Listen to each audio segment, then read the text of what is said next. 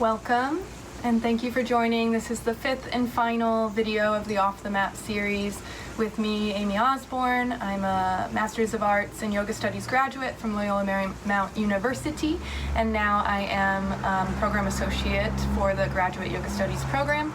I'm also an owner at Northport Yoga and Wellness in Southwest Florida. So very excited about the opportunity to continue to share this work and trauma-informed mindfulness with you. So if you're just joining for this video, go back to the first four: physiology of stress, neuroplasticity, window of tolerance, and get your feet wet there. And in our last video, our fifth here, we'll be exploring on and off the mat tools and techniques for regulation. So we went through our peaks and valleys chart and determined that we have a window of tolerance, an area that is easier to self-regulate within, and then we hit kind of a bottom or a top, and then kind of we spike. We start to have characteristics or behaviors that don't always serve us or aren't always healthy, and it becomes harder to re-regulate and get back to that happy place versus anxiety at the worst and depression at the worst here. So we have this space in between where we can comfortably manage.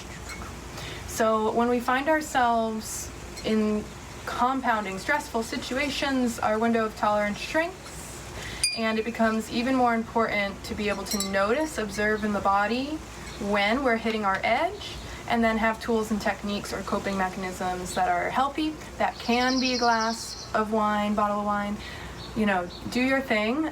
You know yourself best, you're in charge of yourself, but you do have choice. So these practices are intended to provide more space or pause between the observation, I'm having this thought, I'm feeling anxious, I'm feeling fearful, whatever it may be, and space between the reaction. So now you have choice in that pause. How do I want to react? I can react and let my thoughts carry me away and maybe, you know, at its worst have a panic attack, or, you know, be very anxious, hypervigilant. You know, we all at different points, I think more than we realize, we all experience those things. So I'll be the first to say. Okay, so it's okay to notice when we start to feel there's too much happening, kind of that warning sign. And what are you going to do? What are your tools? What are your coping mechanisms? So that's what we're talking about today. So for sure, yoga asana, in kid terms, getting out the wiggles, move the body. Why? Because we think about this chart, this physiological chart, where a traumatic event happens and you spike. What happens when you're out walking your dog and they get all riled up about another dog and they're like, rah, and the hair stands up on my dog's back and all that? And afterwards, when you get across the street and it's all gone, what do the dogs do? Or cat or whatever, chipmunk, whatever the animal is. They shake it off. Then what do they do? Oh, maybe a downward dog, a big stretch, lengthening the nervous system, the spine, primary communication channel, release, let it go, shake it out, and then what might they do? Sometimes they'll yawn, and just that exhale, that physiological release, bringing the body back into rest and digest. What do we do when we're stressed as humans? Oh my God, I'm on my way to work, I got an almost car accident, oh my God, I'm late for a meeting, oh my gosh, right? Sorry if that was annoying, but you're driving and going to work, or maybe we're home in quarantine, and there's all kinds of stressors. Do we take time to shake it out, stretch it out, and yawn and sleep or rest or allow our body to process that physiological circumstance? Generally not. Our culture is not really set up that way. So as individuals, we can know what our tools are, tools in the toolbox, coping mechanisms, and we can have the tools throughout the day and create even a minute, 2 minutes. These are very short practices, but whenever you can, a half hour, an hour, 2 hours, do, you know, for yourself to re-regulate. Imagine we would stay in that window of tolerance and feel like we can always handle our stuff. And not let these trigger places impact us so often. So that's really the goal. Yoga asana, movement, postures are great because it's the adult version of the dog or the child wiggling it out. okay? But it can be dance. I love dance for this too. I do have vinyls I'll put on records and dance around the house. You know, don't forget to practice movement, practice joy, like how to be silly, not take ourselves so seriously. All of these things can be practiced. And we know neuroplasticity, the groove in the record, the deeper the groove, the more you play, the more you laugh, the more you dance, the more you move your body, the easier it's going to get to be there. And the more you'll feel connected to that space, the same way we feel connected to our unhealthy coping, which I have as well as anyone else. So just bringing this awareness to real life. So one for me that my dog hates is music. I used to play the clarinet, used to play the piano, kind of gave it all up because I thought I was a geek, you know, at some place along the road. But my dad was a drummer. I love drumming. So I will occasionally pick this up, put on some kirtan, Krishna Das, that's some traditional yoga stuff, or records, and just jam out. I think I was drumming to Beyonce yesterday, so, you know, there it is. My personal choice and coping mechanism. So it can be music, can be dance, movement, can be asana, you know, stretching. It doesn't have to be crazy. There's chair yoga, there's gentle yoga, stretching on the floor. So start with what you can do. That's, you know, I've had a lot of stress in my life, as we all have, and I found that these tools, if I don't want to do a power flow class, don't worry about it. Just move your body.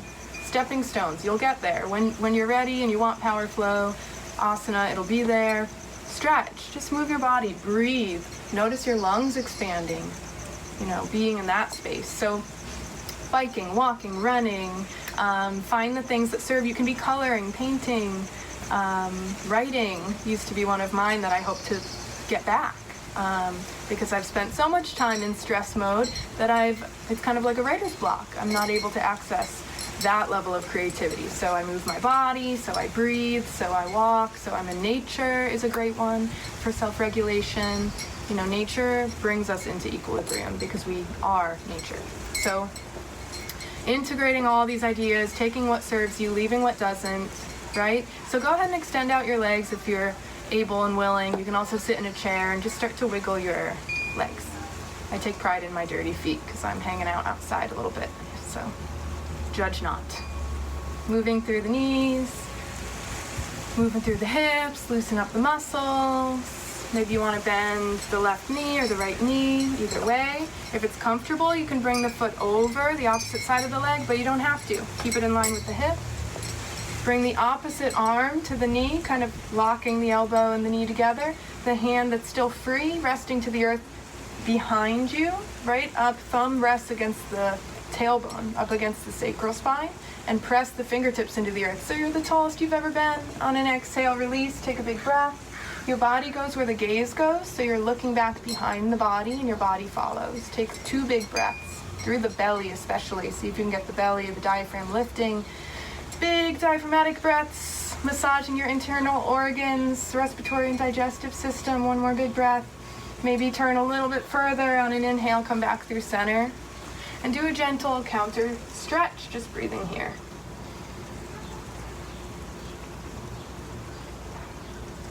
One more big breath. Exhaling through center, extend the legs out, let it go. Wiggling it out. Bring the opposite leg to bend, same thing. You can bring it over or not. Bring the opposite arm to the opposite knee. And the free hand to the base of the spine. Inhale, get really tall. Exhale, twist. Let the gaze guide you. Your eyes looking back behind, taking 3 big diaphragmatic belly breaths.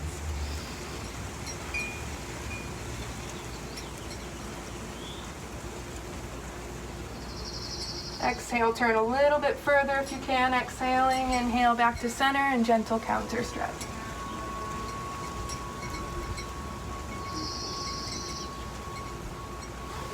Inhale to center, exhale, let the legs go. Wiggle it out. You can bring the feet together, Baddha Konasana, which means bound ankle posture. Nice and tall. If it serves you, either staying right here, if you feel a lot of sensation in the low back or the hips, then this is perfect.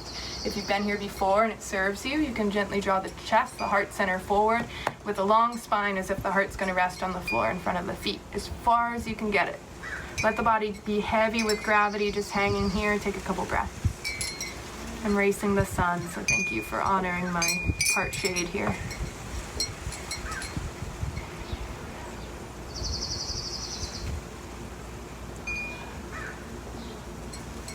On an inhale, coming up to a seat. When you're ready, guide the knees together carefully. Extend the legs straight out. Let it go. Maybe lengthen, point the toes like a ballerina. Walk the hands down toward the ankles. As far as they want to go. You may or may not touch the foot. It does not matter. No one can see you either. So the hands rest wherever they land, above or below the knee. Crown of the head is reaching, stretching toward the toes. Long spine. Take a couple breaths. Let the body be heavy. Just hang. Each exhale is an opportunity to get a little bit heavier.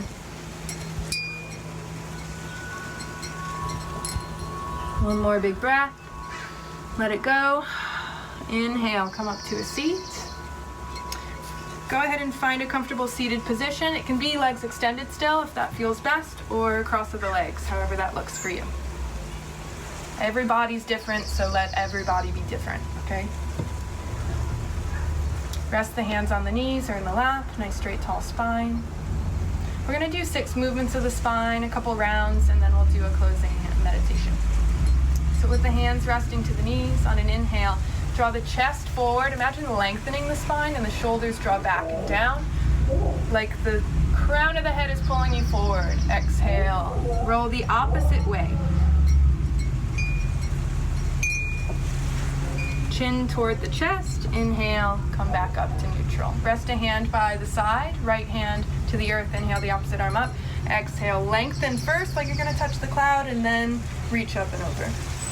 Inhale to rise, opposite hand plants and lifts up. Inhale to neutral, exhale one hand to the opposite shoulder and gaze back behind.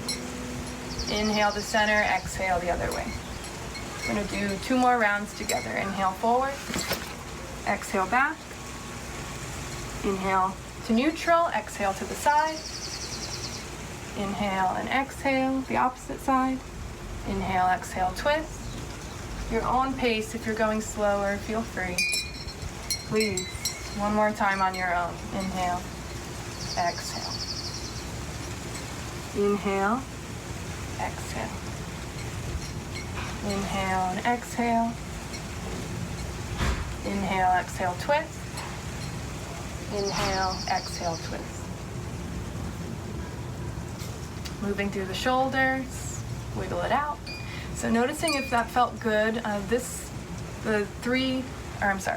movements of the spine is probably the most important or best thing you can do. You know, if you do 7 rounds a day, that's supposed to be kind of the magic number according to Thai and Chinese yoga methodology.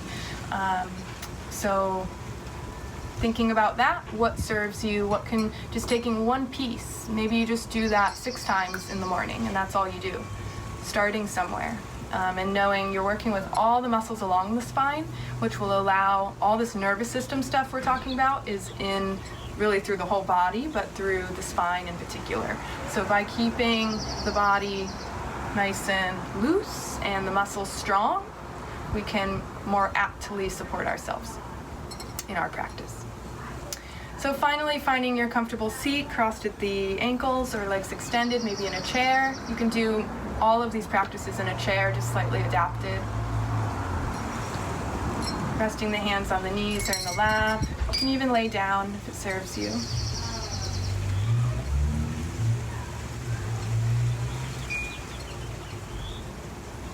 And today we'll practice what derives from a Zen Buddhist tradition or a school of thought.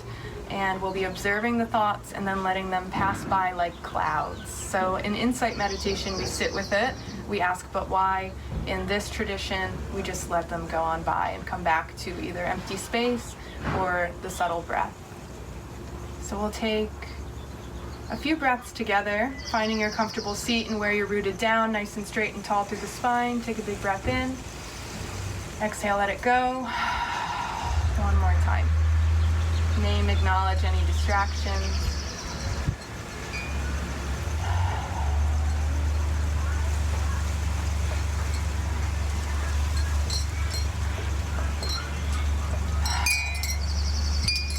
Noticing anything outside yourself that might be a distraction, just noticing, observing it, naming it, and let it go.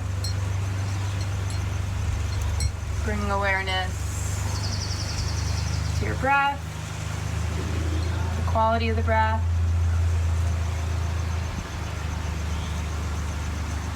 Noticing sensation in the body. What does your body feel like? How are you doing? You can name one word how you're feeling, maybe, in mind and body, if you can. Just notice, acknowledge, not good or bad, just part of the movement, day to day, fluctuation.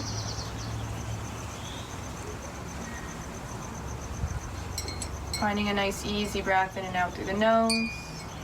I invite you to practice either 3-part breath or a few extended exhales, the breath of your choice, referring back to the videos that have come before in this Off the Mat series. Pranayama breathing techniques to re-regulate the body.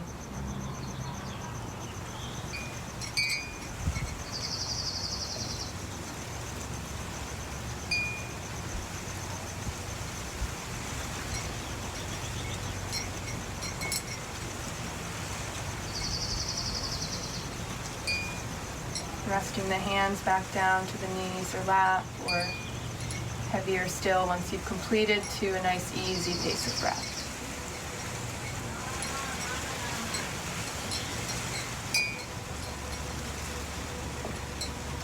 Observing in stillness, coming back to the breath if it's a useful tool, a single point of focus or concentration.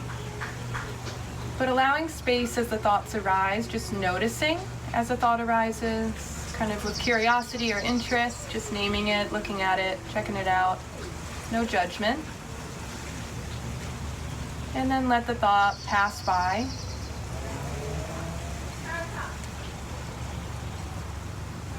Awaiting the next thought, coming back to the breath in between, just holding space to notice whatever comes next.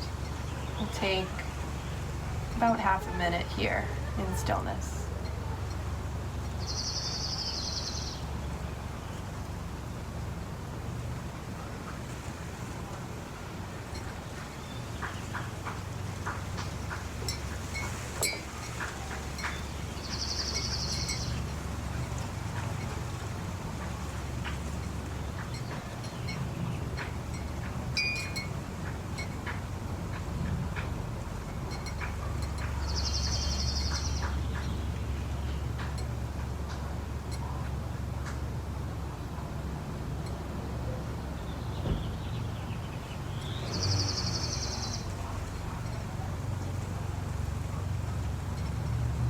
Noticing if the thoughts have wandered away and gently bringing them back, holding space to just observe and then let the thought pass, awaiting the next.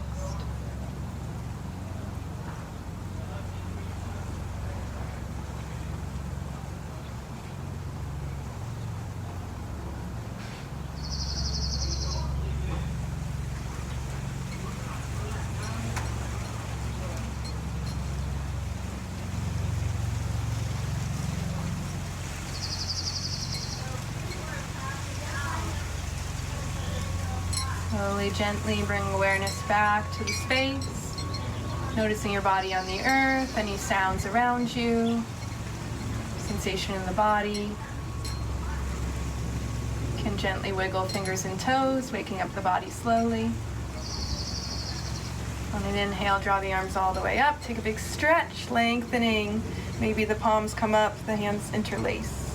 Big stretch. Exhale, the palms come together. Acknowledging the light within. Whether you loved all of these practices, none of these practices, I hope you learned something.